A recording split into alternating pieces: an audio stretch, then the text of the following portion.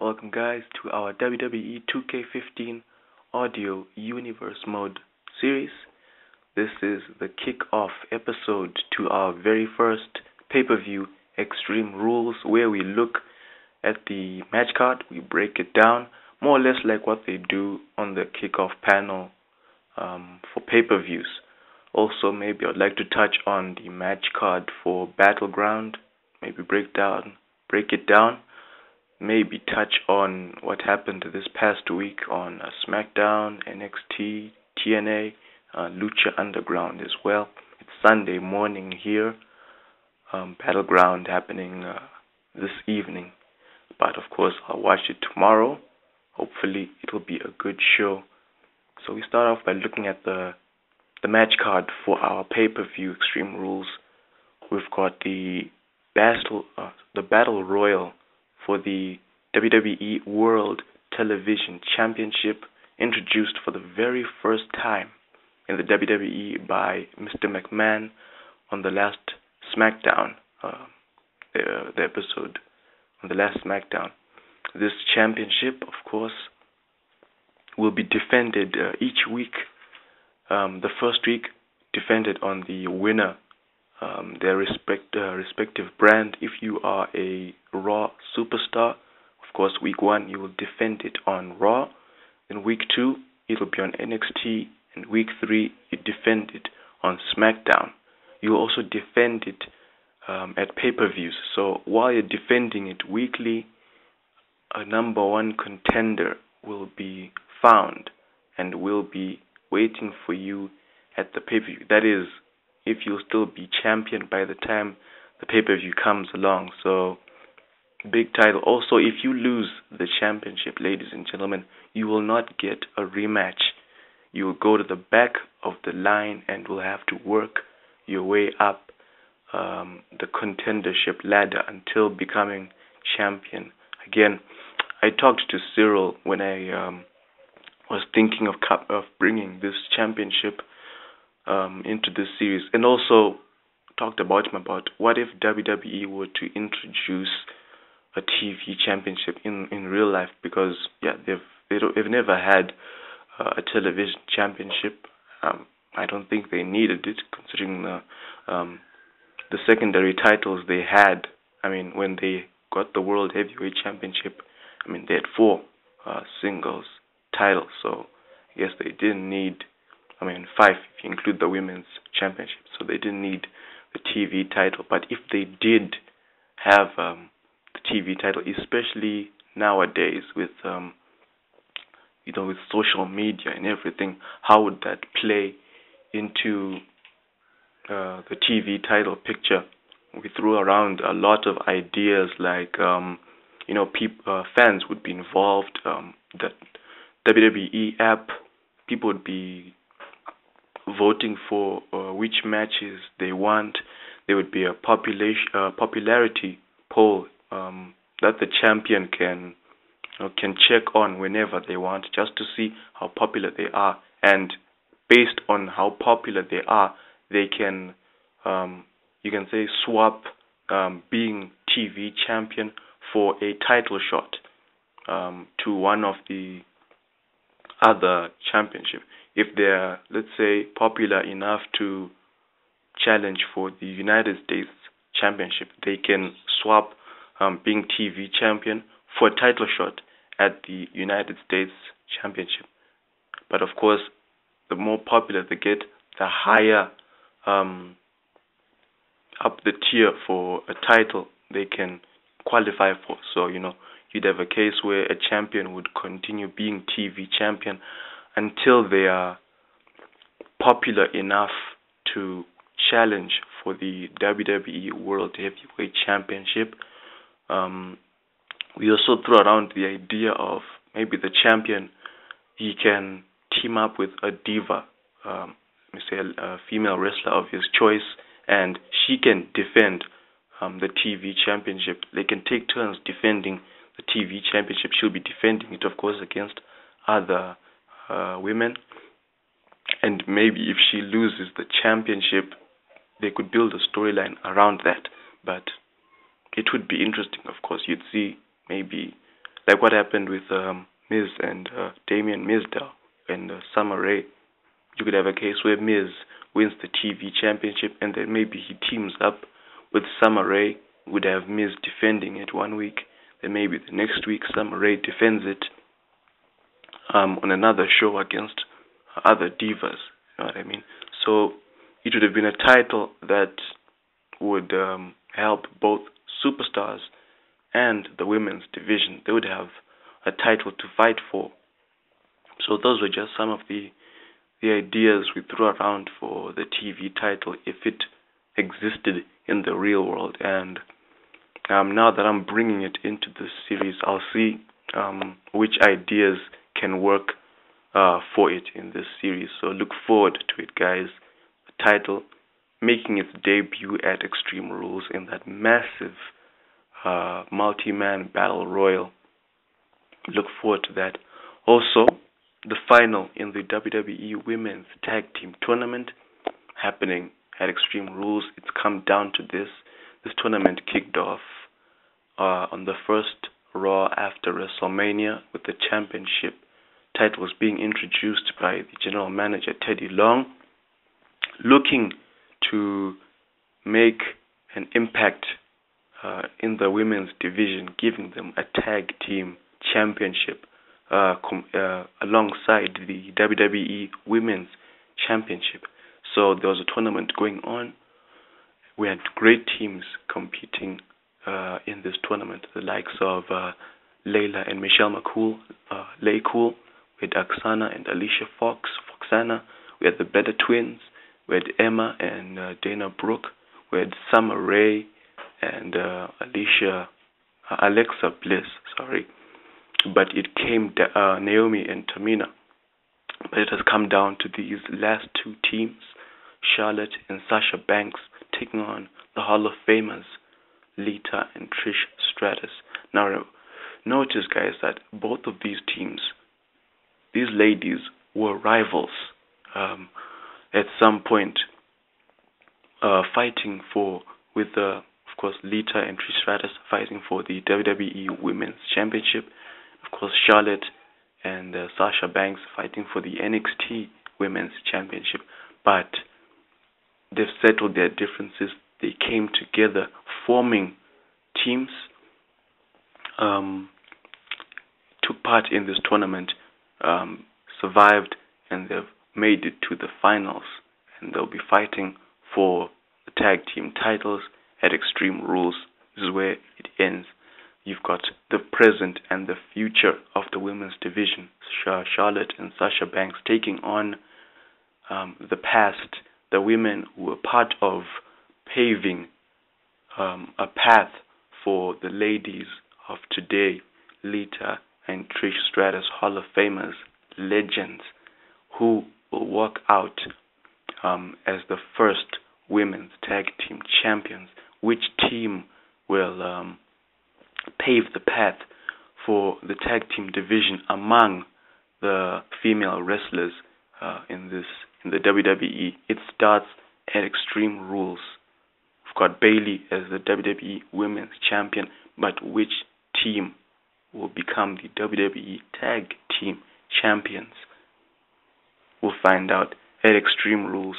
We've also got the final in the Best of 5 series that's been going on for the United States Championship.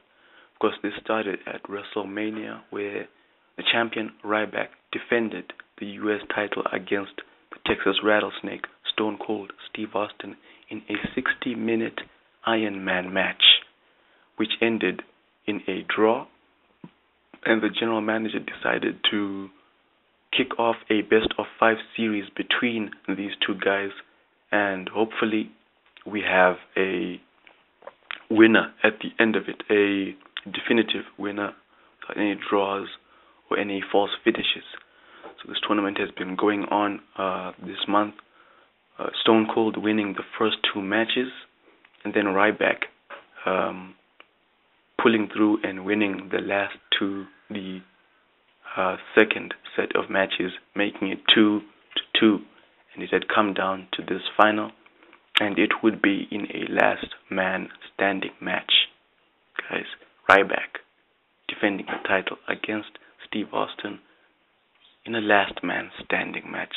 Now, I just want to make a point that all the legends in this series, all the former, the old school wrestlers who competed in the WWE but are no longer active, they are at their peak form in this series.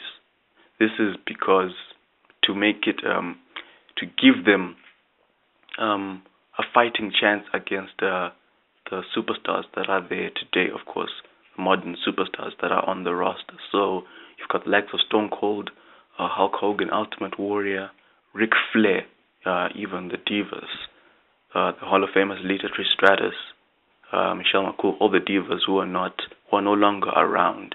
They are all in their prime forms, at their very best, to compete against the superstars of today who are on the roster of this series. So imagine, guys, Stone Cold at his peak against Ryback of today for the United States Championship, last man standing match.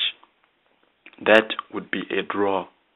I'm pretty sure people would pay to watch that match. I mean, if you're going to put it at WrestleMania in Texas next year, definitely people would come to see that match. So it's happening at Extreme Rules. Of course, after this episode, last man standing match, U.S. title on the line. Ryback, the champion, against the challenger, Stone Cold Steve Austin. We've also got the Intercontinental Championship on the line as well. Randy Orton, having held it since winning it at Elimination Chamber. He defended the title in a rematch against the former champion, The Miz, at WrestleMania, retaining it there. And this, from the first Raw episode, we've had a Intercontinental Contendership chase where former Intercontinental champions were battling it out for contendership with the likes of RVD, The Rock, Eddie Guerrero with Kurt Angle, HBK, CM Punk, Daniel Bryan, Cody Rhodes, Goldust.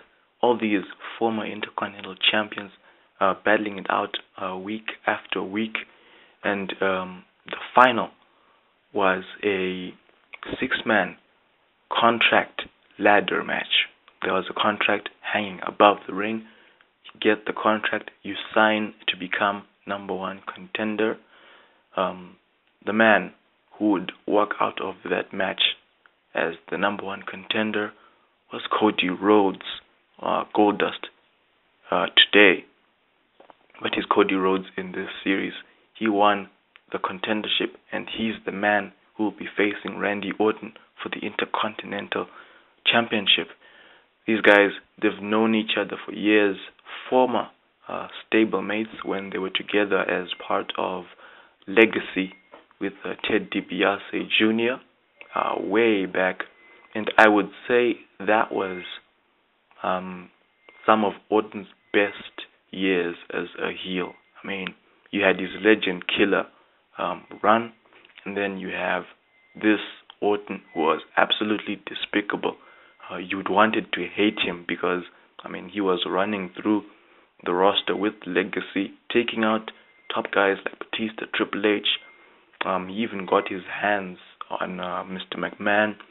I think he also got his hands on Stephanie McMahon as well. I'm not sure about Linda McMahon, but I would say this was Orton at his best as a heel.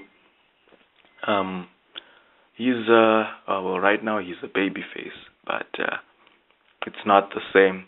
Back then, it felt like he could do anything, almost anything, to pursue the WWE champion, to be the top heel, and he really played that role really well back then. I'm not sure if we'll ever get that Orton or a heel better than that Orton, considering that we are in a PG era now, so probably not. Maybe he'll probably be half of what he was back then. But in this universe mode, we can go all the way. We can bring back that Orton, or maybe even cultivate a better and a stronger heel. And we'll find out at Extreme Rules which side of Orton will he tap into to defend this Intercontinental Championship against someone he's known for a very long time, a former friend, and now a rival for this title. So Randy Orton, Intercontinental Champion, defending the title against former legacy stablemate Cody Rhodes. Also, the WWE Tag Team Championship titles on the line, the rematch from WrestleMania. Former champions, primetime players, hoping to win the titles again from the new champions, Enzo Amore and Colin Cassidy, Big Cass. They won the titles at WrestleMania in a open challenge 5-team gauntlet, which the primetime players, they kicked off, taking on teams like Lex Luger and Goldberg, the NWO, Scott Hall and Kevin Nash. They took on Eric Rowan and Luke Harper. They took on Tyler Breeze and the Brian Kendrick. And then, of course, the Enzo Amore and Colin Cassidy, they were the last team coming in, making their debut not only on the main roster, but at WrestleMania. They were former NXT Tag Team Champions. They, of course, lost the titles, but they were moved up for a chance to become WWE Tag Team Champions. They fought the primetime players who had just gone through 4 other teams, but they gave it their best, taking on Enzo Amore and Colin Cassidy with everything they've got, but the new champions, of course, coming out on top. So at Extreme Rules, the rematch between them, both of them having been through a month of taking on other good tag teams, and also kicking off a unique challenge where they would take on legendary tag teams from the past. Primetime players, they took on Hulk Hogan and Ultimate Warrior, while the champions, they took on the Brothers of Destruction, The Undertaker and Big Red Monster Kane. Both teams unsuccessful, in their campaigns. Those were their very first teams in this Legends Challenge. Both of them failed to defeat their respective legendary teams. Of course, in the final SmackDown, as proposed by Hulk Hogan, the primetime players and the champions team up against those teams they took on as just one more chance to prove themselves against these legendary teams. It was a hard match. Both teams gave it their best. Of course, the legends wanting to see how much these up-and-coming future legendary tag teams, can they work together and prove to the legends that they can work as a team, as a unit. The teams, the younger guys, they defeated the legends on SmackDown. The last time they were on the same side before they square off at Extreme Rules, where the titles are on the line. So look forward to it, guys. The rematch from WrestleMania, tag team titles on the line. Enzo Amore, Big Cass against the primetime players. Now this next match, I would say, is the second biggest match at the pay-per-view. The biggest, of course, being the main event, that triple threat match for the WWE Championship. But this match, ladies and gentlemen, the results from this match, I mean, honestly, 6-on-6 team elimination battle, D Evolution X taking on Team Edge and Christian.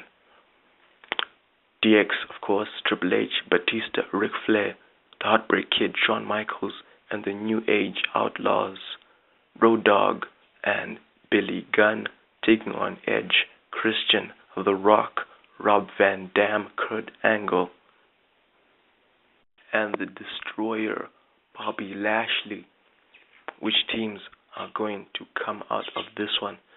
Of course, this began with Edge and Christian getting involved, although this goes way back to Extreme Rules as far as Edge and Christian and DX are concerned, even Bobby Lashley and Kurt Angle. But I would say this really kicked off when Edge and Christian would get involved in a special gauntlet match that DX had proposed for Lesnar to take part in to fight for his title shot for the WWE Championship. Edge and Christian got involved in that gauntlet, costing DX the match. Brock Lesnar, of course, would get the victory, securing his title shot. Now, it was going to be a 6-on-2 against Edge and Christian. DX, of course, they got their revenge by interfering in that Intercontinental 6-man contract ladder match. They were there for Christian, having taken out Edge backstage. They were coming for Christian. They did get their hands on Christian, but of course not without going through the other 5 contenders in that match. And the reason we didn't end up having 6 versus 2 at Extreme Rules is because the other contenders in that ladder match, they were upset about DX being involved, and they feel DX may have cost them the match. So they decided, anyway, they'll team up with Edge and Christian against the Evolution X, roping in Bobby Lashley, who, of course, you remember in episode 0, he came back into the WWE at Elimination Chamber, taking part in that main event, the Elimination Chamber for the WWE World Heavyweight Championship. Of course, he didn't get his chance to become champion because DX got involved, helping Triple H to retain the championship. But this could be his chance to get some revenge. Kurt Angle as well. We've seen him in action in the Intercontinental Contenders Chase. He was in the Fatal 4-Way, the first match on the first Raw, taking on HBK, CM Punk, and Daniel Bryan. Randy Orton was on commentary. He tried to get involved, hoping to help his pal HBK move forward in the contendership chase. Kurt Angle will be getting a chance for revenge in this team battle, guys. Now, it's all superstars are legal in this match, and they can fight anywhere around the arena, in the ring, outside the ring, everywhere. There'll be referees stationed all over the place to call pinfalls and submissions, so they can fight anywhere. You eliminate all the members of your opposing team to win the match. So look forward to it, guys. 6-on-6 team elimination battle match. The Evolution X against Team Edge and Christian. And of course, our main event, triple threat match for the WWE World Heavyweight, the WWE Heavyweight Championship. Okay, World Heavyweight Championship, I would say. The champion, Dolph Ziggler, defending it against a man he's been involved with for a couple of months now, since I'd say the beginning of the year, Brock Lesnar, the Beast Incarnate. Also in this match, former Mr. Money in the Bank, Hideo Itami, who decided to cash in his briefcase after Brock Lesnar survived the special gauntlet match set up by De-Evolution X. Hideo decided he would not wait for after the title match between Ziggler and Brock Lesnar. Instead, he would cash in and be involved in the match to turn it into a triple threat match. Now, most people feel that Hideo should have waited until after the match to cash in. more, or maybe cash in at the peak of the match, like what happened with Seth Rollins at WrestleMania. But of course, Hideo, feeling pretty confident that he can walk out as WWE champion, he decided he'll cash in immediately. So he's got a lot of work to do. He's got quite a challenge up ahead of him. Although he has won over Brock Lesnar, having hit the Beast Incarnate with a GTS a couple of SmackDowns back, but taking on Ziggler, we haven't seen Hideo versus Ziggler one-on-one, but this will be a chance for them to tangle in this match. How will that go on? How will they handle being in the same ring as the Beast Incarnate? Will he just run through both of them and win the championship, or will the champion Ziggler, I'd say maybe the second underdog in this match, the first being Hideo, will the show off shock everyone and survive the match, or will Hideo shock everyone, having cashed in, walk out as the WWE champion? He does not want to end up being among the former Mr. Money in the Bank briefcase holders who've failed to win the championship when they cashed in. I'm talking the likes of Damien Sandow, talking about John Cena. So we'll find out at Extreme Rules, guys.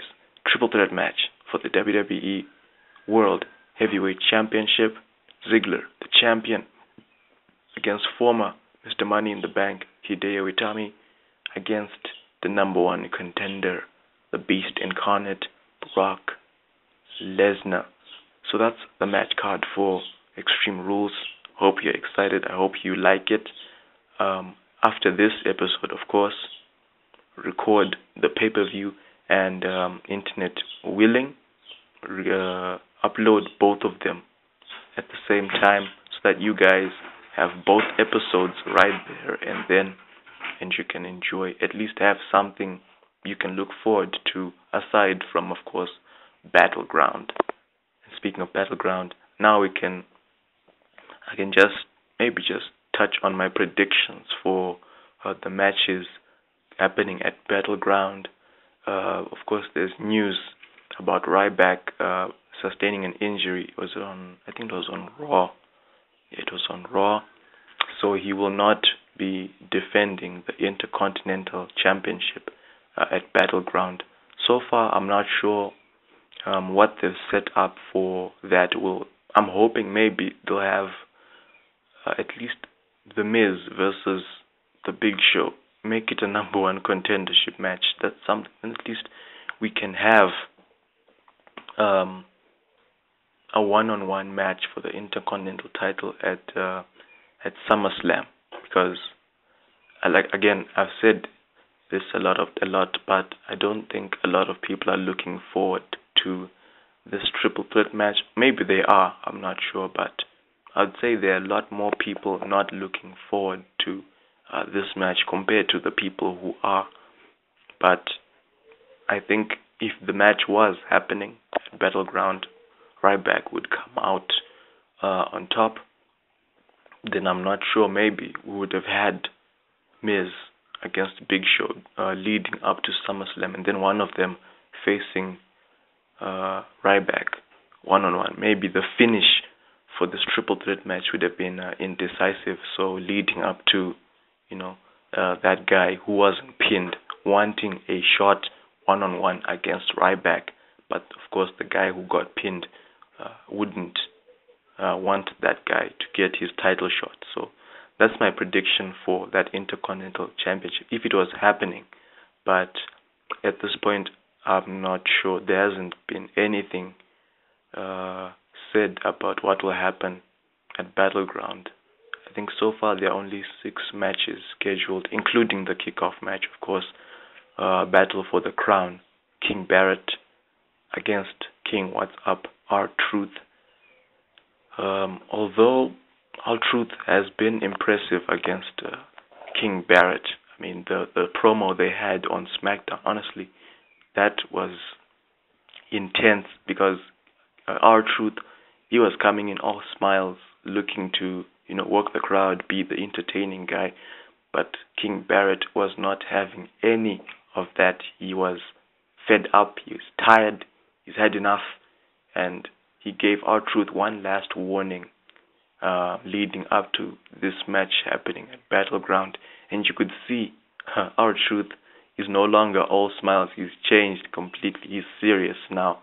So I hope that's a sign of how serious he'll be taking this match at Battleground. I would love for him to win the match and become the true King of the Ring, but I think it would just make King Barrett weaker because he won King of the Ring and then losing the title. Although, yeah, of course, he's King of the Ring and he's been losing a lot of matches since becoming King of the Ring.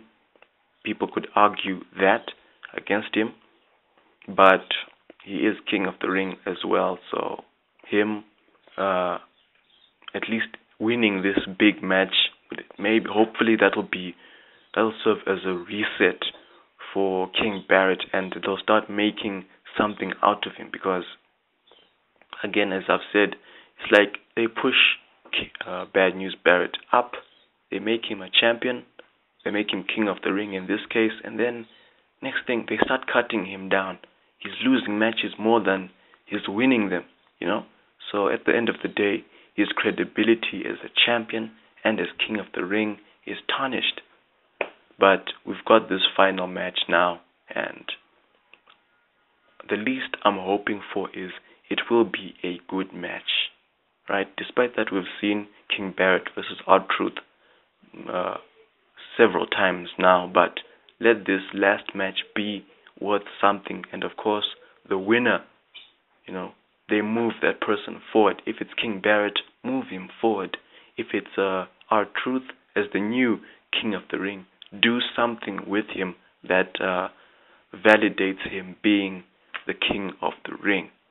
I'm hoping that with bringing the King of the Ring tournament this year, that they'll continue to make it an annual thing, and they make something with it.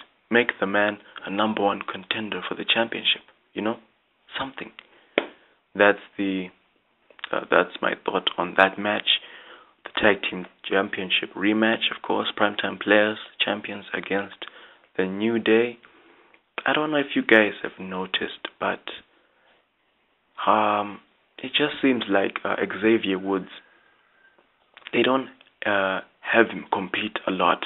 Maybe he does on what are the other two shows, Superstars and Main Event. If the New Day if they feature on those shows, maybe that's where Xavier Woods competes. But on these main shows, Raw, SmackDown, it's usually Big E and Kofi Kingston. I'm like, why aren't they having Xavier Woods compete as well? Maybe because they figure that he is good at generating heat for the New Day. Of course, Xavier Woods' outside ring antics. He's always, cheering for his teammates. He's also working the crowd, and he's good at that. But I think he should also have time to compete in the ring while the third guy, he's doing Xavier's job, or adding some uniqueness to drawing some heat from the crowd, also supporting the team. But I'm pretty sure that Big E and Kofi Kingston are the guys who will be taking on the Primetime Players at Battleground. I'm disappointed about slightly, because Xavier isn't competing. It would have been cool having him compete, him and Kofi Kingston, or him and Big E, but that's not the case. So anyway, my prediction for that one, I'd say Primetime Players retain the championship and they move forward to defending them at SummerSlam. Maybe at SummerSlam they'll defend it against maybe the Lucha Dragons, another big team. maybe a team from NXT. That would be something. Making a pay-per-view debut, defending the titles at challenging for the titles at SummerSlam. That's my prediction. New Day winning the titles, though. What would it mean for the primetime players? Because they've been impressive since winning the championship titles. They've been doing so well. So taking the titles off of them after winning them, last month. Was it last month? It was at Money in the Bank. I'm thinking of Elimination Chamber. The New Day retained. Yes, they retained. Okay, and they lost the titles at Money in the Bank. So yeah, it would be strange for them to, they won the titles last month and then dropping them the following month. They should, take notes from NXT. You have champions you have teams being champions for, quite a considerable length of time, like the Ascension, the Lucha Dragons, and now Blake and Murphy. Hopefully, the next champions, will it be the Vaudevillains, or will Enzo Amore and Big Cass, will they win the titles at NXT TakeOver Brooklyn? Because I think most people would want Enzo Amore and Big Cass to win the championship titles in Brooklyn. I think that's where they're from. Yeah, I think so. That's where they're from. So them winning the titles in Brooklyn would mean a lot more. So I'm picturing a situation where the Vaudevillains will fight Blake and Murphy for the titles on one of these NXT episodes leading up to that special. Maybe Enzo Amore and Big Cass, they become the number one contenders, and they fight the Blake and Murphy for the titles at the special. That's what I'm thinking. But concerning primetime players against the New Day, I say primetime players, they retain the championship, have them carry the championship titles for some time until the next great team is built. If only the Ascension was being treated a lot better, or as well as they were being treated on NXT. If only they were as big as they were back on NXT, I would say they would be the guys to push for the tag team titles. If they had been built strong from the time they debuted on the main roster, of course, I guess I'd also partly say it's because, the fans, they didn't connect. Did they? I wouldn't say they didn't connect. Maybe they didn't like them because they felt they were, Legion of Doom knockoffs. But they've got their own style. They may dress like the Road Warriors, sure, but the Ascension, they are far from being like the Road Warriors. They have their own style, their own characters.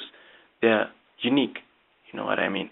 So I don't understand why the main roster doesn't like them. It's unfortunate, but if they were on a more positive standing with the crowd and maybe with the guys in the back, I'd say they are the guys to fight the primetime players at SummerSlam. That the longest reign as NXT Tag Team Champions.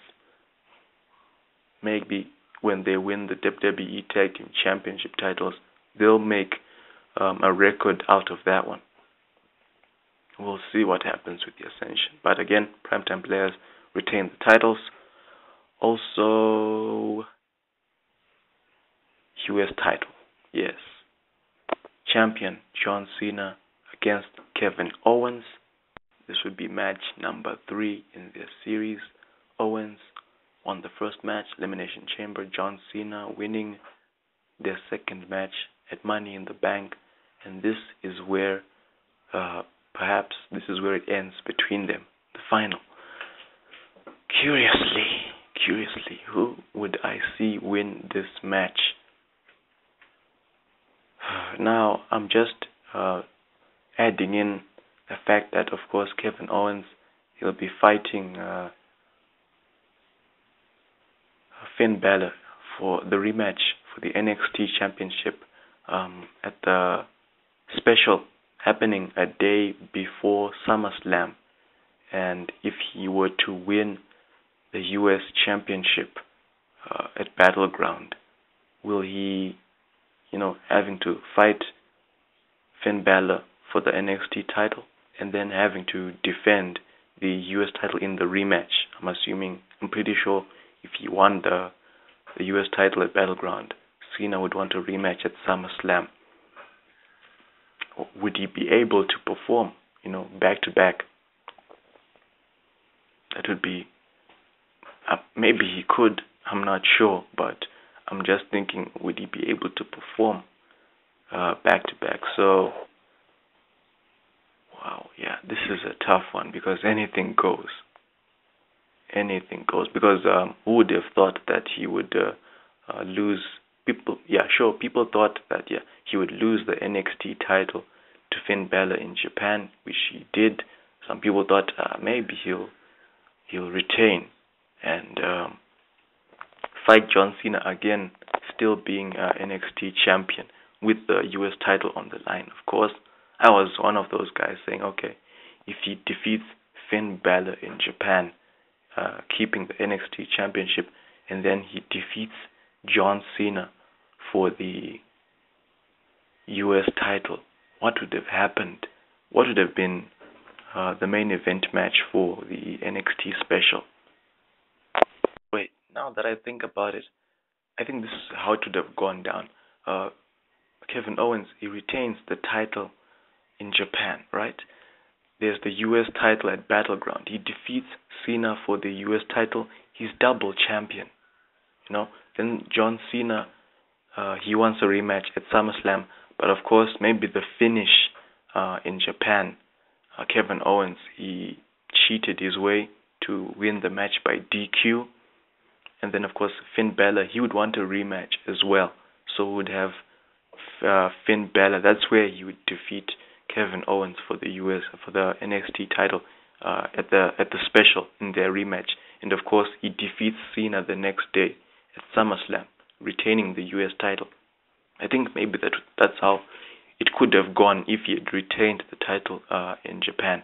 Okay, but he didn't. So I think,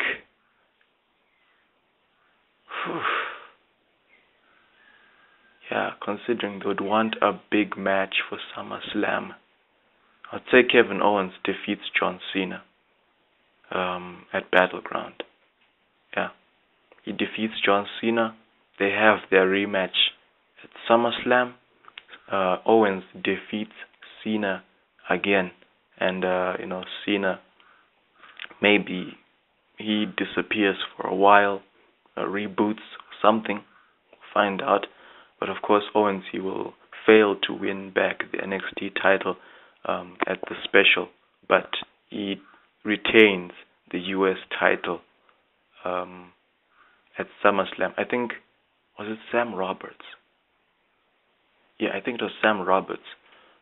He had suggested that Kevin Owens, he wins the US title at Battleground, and then Finn Balor, he wants Owens to put the US title on the line in their rematch. But Owens, he won't, of course, put the US title on the line because he doesn't want to. But Finn Balor, of course, putting the NXT title on the line, and then he defeats Owens to retain the championship. So imagine if Owens had put the US title on the line, maybe that would have also worked. He has some doubts about, walking out, still being US champion, and not having won the NXT. So maybe he would have doubted that he would walk out still being champion. So putting the US title on the line as well would have meant Finn Balor retaining the NXT championship and winning the US title. So maybe that's the reason why he wouldn't want to put the US title on the line at the NXT special. So that's my thought. Kevin Owens defeats John Cena for the US title at Battleground. They have their rematch at SummerSlam. He defeats Cena there to retain it. Cena goes away, and maybe Kevin Owens starts a program with maybe Cesaro, Rusev, so many guys he can face. Maybe even Dean Ambrose wanting a shot at the US title once again. We'll see at SummerSlam. Battleground, sorry. Any other match? Sheamus versus Randy Orton. Though they don't have anything they are fighting for, but considering that it's happening in Orton's hometown, I'd say Orton defeats Sheamus there. Give him something to celebrate in front of his home crowd. So, I mean, honestly, if he delivers an epic RKO there, maybe something within the same league as that reversal to the curb stomp at WrestleMania. Seth was looking for the curb stomp, missed, brought back down to earth via RKO. So maybe an RKO as epic as that, and then Orton wins the match at Battleground. That would be something. But then again, what would they be doing for SummerSlam? What will Orton be doing for SummerSlam? What will Sheamus do for SummerSlam? So I think most people would want Sheamus to win, and they have a rematch at SummerSlam, maybe a special match between them, a street fight perhaps, considering that it will be happening in New York, SummerSlam. That's an idea there. Sheamus versus Randy Orton rematch, New York street fight. They have a Chicago street fight, why not a New York street fight? That's an idea for them. But on my own, I think Orton will defeat Sheamus at Battleground. Of course, I had been suggesting that he would have his eyes on the briefcase, and he would want to fight Sheamus for the briefcase.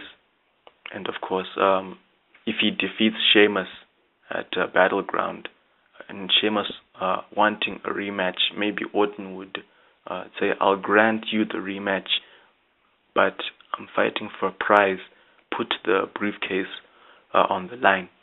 And they have their match at SummerSlam. So the special match, fighting for something on top of that, it would still work for SummerSlam. So yeah, that's my thought. We'll see at Battleground, but I say Orton will defeat Sheamus. We also have Bray Wyatt versus Roman Reigns. Interesting matchup.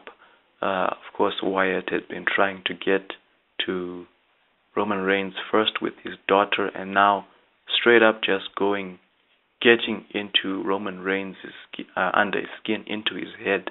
It worked, but of course Roman Reigns, he would have his chance to get back at Bray Wyatt.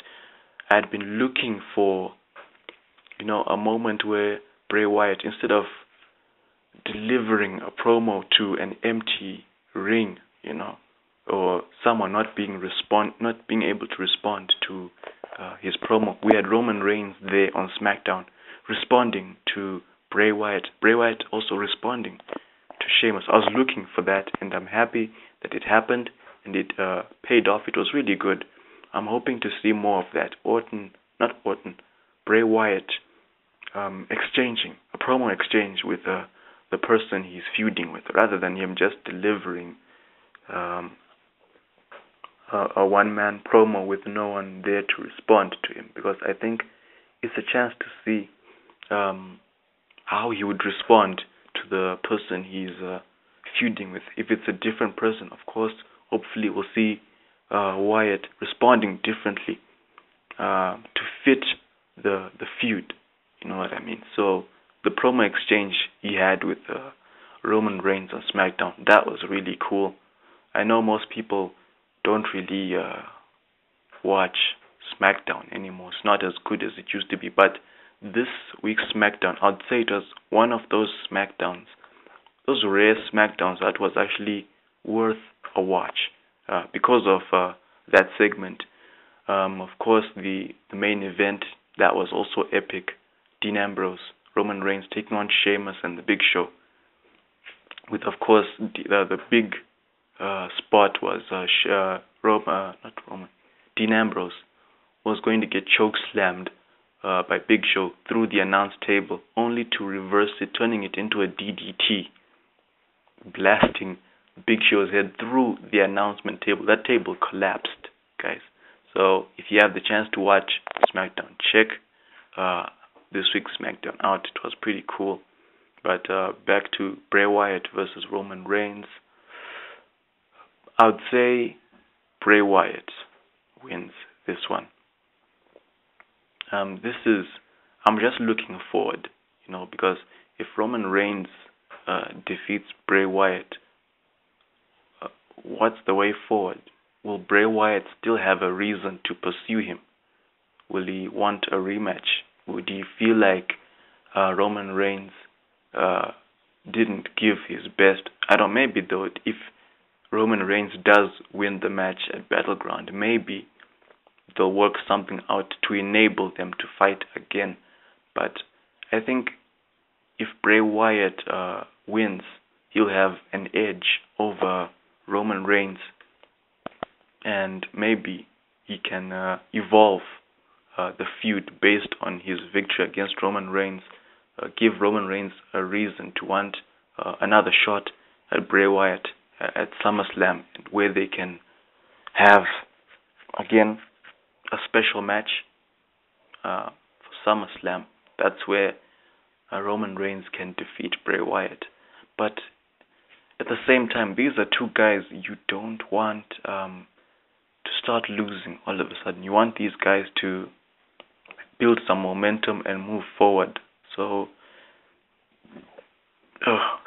so them feuding now, you have to wonder who would benefit the most from winning this feud. Bray Wyatt, of course, he needs to build up his momentum. That momentum he had starting late last year when he came back, leading all the way up to facing The Undertaker at WrestleMania. That momentum he had built, and then losing to The Undertaker, of course, and then having to work his way up again. So if he doesn't come out of this feud on top, what's the way forward for him? Same with Roman Reigns. I mean, since being unable to win the WWE title, being unable to win Money in the Bank, what happens to him moving forward if he does not come out of this feud on top? So those are the questions I have in mind. But I think Bray Wyatt, for the sake of pushing the feud forward, I'd say Bray Wyatt defeats Roman Reigns at Battleground, and they have a rematch at SummerSlam, a special match, hopefully. Then there's the main event, of course. The Beast, Brock Lesnar, versus the champion, Seth Rollins, for the WWE World Heavyweight Championship. Another tough match to call, just like I think I would say pretty much all the matches on the card. You don't really know who will come out on top in this match. With, of course, Seth Rollins, without J&J security, without Kane on his side, how will he handle the Beast? I'm personally hoping that, that side of Seth Rollins that we got at Money in the Bank in that ladder match against Dean Ambrose, that vicious side, maybe even him tapping into pre-cash-in Seth Rollins. That Seth Rollins who, he seemed much more cool. He seemed more calculating. He was on a roll as compared to this Seth Rollins as champion. He was less of a weasel when he was Mr. Money in the Bank. He was more calculating.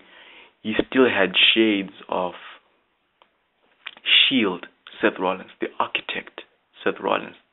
He still had shades of that. So maybe against Brock Lesnar, he would need to tap into Money in the Bank Seth Rollins, vicious, dangerous Seth Rollins, and also architect Seth Rollins.